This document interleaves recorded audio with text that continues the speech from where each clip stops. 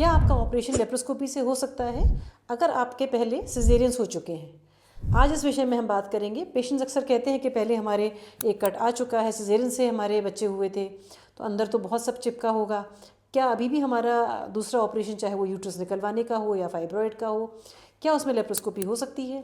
Please doctor, आप पूरा बड़ा कट लगा के कीजिए। हमको डर है कि हमें कोई इंजरी ना हो जाए, हमारे टिश्यूज आधे अंदर ना रह जाएं। इन सभी क्वेरीज को क्लियर करने के लिए आज मैंने वीडियो बनाया है। मैं हूं doctor Jyoti Mishra, gynaecologist, laparoscopic and robotic surgeon practising in Noida. अगर किसी पेशेंट का 1 या 2 या 3 सिजेरियन हो चुके हैं तो उसको एक कट आ चुका होता है यूट्रस के ऊपर, पर इसका क्या इम्प्लीकेशन है हमारी सर्जरी पर, इसके बारे में समझते हैं। नॉर्मल कोर्स में ये यूट्रस होता है, ट्यूब्स लगे होते हैं दोनों साइड्स में, जैसा आप देख सकते हैं इस पिक्चर में, और ये होता है ब्लैडर, यूरिनरी ब्लैडर। पीछे होता है एनल कैनाल, जहाँ से मोशंस पास होते हैं, और ये है वेजाइना। नॉर्मली ब्लैडर और यूट्रस के बीच में कुछ मसल्स होती है। यहाँ एक पतली सी झिल्ली, एक मेम्ब्रेन होती है, इसको हम कहते हैं पेरिटोनियम, जो इसको कवर करती है।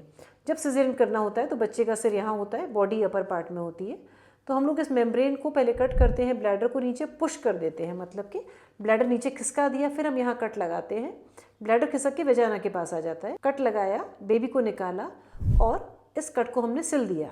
बाद में ब्लैडर अपने आप यहाँ पे अपनी पोजीशन में आ जाता है। अब डिपेंड करता है पेशेंट की बॉडी रिएक्शन के ऊपर। किसी किसी का ब्लैडर बिल्कुल नॉर्मल, जैसे कभी कोई कट लगा ही ना हो, उस तरह का बिहेव करता है। कभी कभी due to tissue fibrosis healing process में ब्लैडर आके पूरा यूट्रस पे चिपक जाता है, और कभी कभी ये पूरा यहाँ तक चिपक जाता है। तो जब हम कोई ऑपरेशन करते हैं, सपोज किसी का ओल्ड एज में जाके यूट्रस निकलवाने का ऑपरेशन कराना है, तो हम पाते हैं कि ब्लैडर पूरा यहाँ तक चिपका हुआ है। कभी कभी एनाटमी पूरी गड़बड़ हो चुकी होती है, कि यूट्रस भी आके पूरी पेट की दीवार पे यहाँ तक चिपका होता है। तो जब हम अपना लेप्रोस्कोप पीछे से डालते हैं, हमको कुछ भी दिखाई नहीं देता, यूट्रस भी चिपका होता है, ब्लैडर भी इसके सामने पूरा चिपका है, हमको पता ही नहीं चलता कि यूट्रस कहाँ है और ब्लैडर कहाँ है। पर इसकी टेक्निक्स हैं, अब इतना एवोल्यूशन हो चुका है।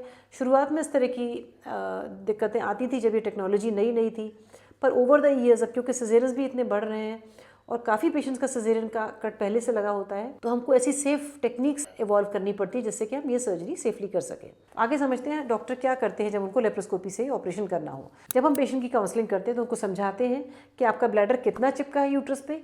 ये ना मुझे अल्ट्रासाउंड बता सकता है, ना मेरा क्लिनिकल एग्जामिनेशन बता सकता है, ना ही मुझे MRI बता सकता है। जब मैं लेप्रोस्कोप अंदर डालूंगी पेट में, तभी मुझे दिखाई देगा कि आपका ब्लैडर आपकी यूट्रस से कितना चिपका हुआ है। कई बार कई सिजेरियन ऑपरेशन के बाद भी बिल्कुल क्लीन हमको पेल्विस मिलती है, but this is because of patients body reaction. ऐसा नहीं है कि आपके डॉक्टर ने ऑपरेशन अच्छा किया या ख़राब किया जिससे कि आपका ब्लैडर आके चिपक गया, ये आपकी बॉडी का रिएक्शन है। अब मान लीजिए कि वर्स्ट सिनेरियो में हमको ब्लैडर बहुत चिपका मिला, हमको यूट्रस ऊपर चिपका हुआ मिला। आज ही ऐसा ऑपरेशन करके आई हूँ, इसीलिए मैंने सोचा कि आपके लिए वीडियो ज़रूर बनाना चाहिए मुझे। जब यूट्रस आगे पेट की दीवार से चिपका होता है तो धीरे धीरे जाके हम लेयर्स में उसको कट करते हैं। ऐसे में रोबोटिक सर्जरी बहुत फ़ायदेमंद है, क्योंकि रोबोट से हम एग्जैक्टली अंदर तक, साइड तक, हर जगह कैमरा घुमा घुमा के देख सकते हैं और हमको एक एक फाइबर क्लियर दिखाई देता है, क्योंकि मैग्नीफिकेशन हमारा 10 टाइम्स है। उसके बाद कई टेक्निक्स है। एक होता है लेटरल विंडो टेक्निक, यानी कि हम ब्लैडर की साइड से, जहाँ पे कि मैक्सिमम ब्लैडर का चिपकना होता है सेंटर में, यूट्रस के सेंटर में, तो हम साइड से जाते हैं, पतली सी विंडो क्रिएट करके धीरे धीरे धीरे साइड से अपने इंस्ट्रूमेंट को खोलते जाते हैं। जैसे कि हम ऐसे ऐसे खोलते जाते हैं और हमको रास्ता क्लियर होता जाता है, वहाँ हम धीरे धीरे कट करते हैं।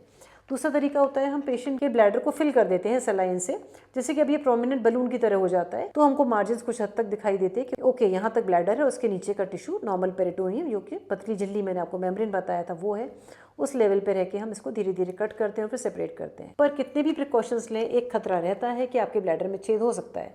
अगर ब्लैडर बहुत ज़्यादा डेंसली एडियरेंट है, मतलब हमें कोई प्लेन ही नहीं मिल रहा है बीच में जाने का, तो there is a small possibility कि हल्का सा सीजर का कट आपके ब्लैडर में लग जाए। जो एक्सपीरियंस सर्जन है वो ओवर द ईयर्स जान गए हैं किस तरह की चीज़ हो सकती है। लास्ट में ब्लैडर को हम फिर से फिल करके देखते हैं और चेक करते हैं कि कहीं कोई प्रेशर से, हमारे दबाने से कहीं छोटा सा लीक तो नहीं है जो कि माइक्रोस्कोपिक हो और हमको उस समय दिखाई न दे। अगर आपके ब्लैडर में हल्का सा कट लग गया तो यूरिन वहाँ से लीक करेगी और हमको दिखाई देगा। ऐसे में क्या इलाज होगा? इसमें आपके ब्लैडर को 2 या 3 लेयर्स में सिला जाएगा, उसके ऊपर पेरिटोनियम को कवर करेंगे और फिर से हम चेक करेंगे कि ब्लैडर से फिर से फर्दर लीक तो नहीं है। कभी कभी लीक यहाँ से न होकर और भी जगहों से हो सकती है, 2-3 छेद छोटे छोटे हो सकते हैं जो हमको दिखाई नहीं दिए। पर जब हम ब्लैडर को टेंस फिल करते हैं ब्लू कलर की दवाई मिला के, कहीं भी वो ब्लू कलर की दवाई लीक करती है तो वी नो यहाँ पे भी एक छोटा छेद है, जिसको हम मल्टीपल लेयर्स में क्लोज कर देते हैं।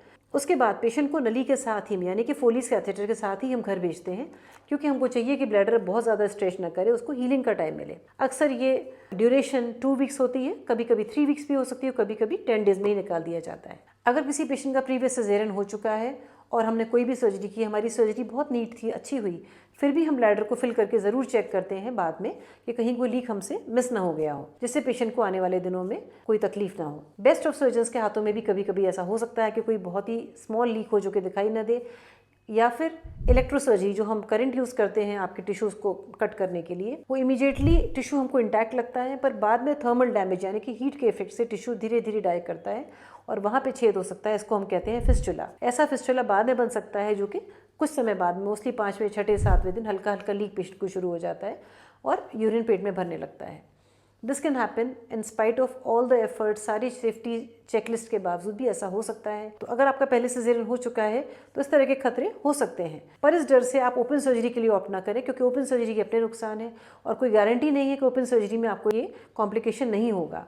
इवन ओपन सर्जरी में इस तरह के कॉम्प्लिकेशंस हो जाते हैं। इसीलिए आपको अपना सर्जन केयरफुली सेलेक्ट करना चाहिए। आपको देखना चाहिए कि उस सर्जन ने कितनी सर्जरीज की हैं, कितने सालों से वो सर्जरी कर रहे हैं, क्योंकि माना कि कॉम्प्लिकेशन किसी के भी हाथों से हो सकता है, बट जो एक्सपीरियंस सर्जन है वो आपकी कॉम्प्लिकेशन को जल्दी पहचानेंगे और उसका सही इलाज करेंगे। आज के मेरे इस वीडियो में मैंने आपको बताया कि लेप्रोस्कोपिक सर्जरी या रोबोटिक सर्जरी सेफ है, भले ही आपके पहले बच्चे ऑपरेशन से हुए हैं। अगर ऑपरेशन के दौरान कोई कॉम्प्लिकेशन होता है तो डॉक्टर उसको कैसे डायग्नोज कर सकते हैं, कैसे उसको रिपेयर कर सकते हैं और लॉन्ग टर्म आपको कोई प्रॉब्लम नहीं आती।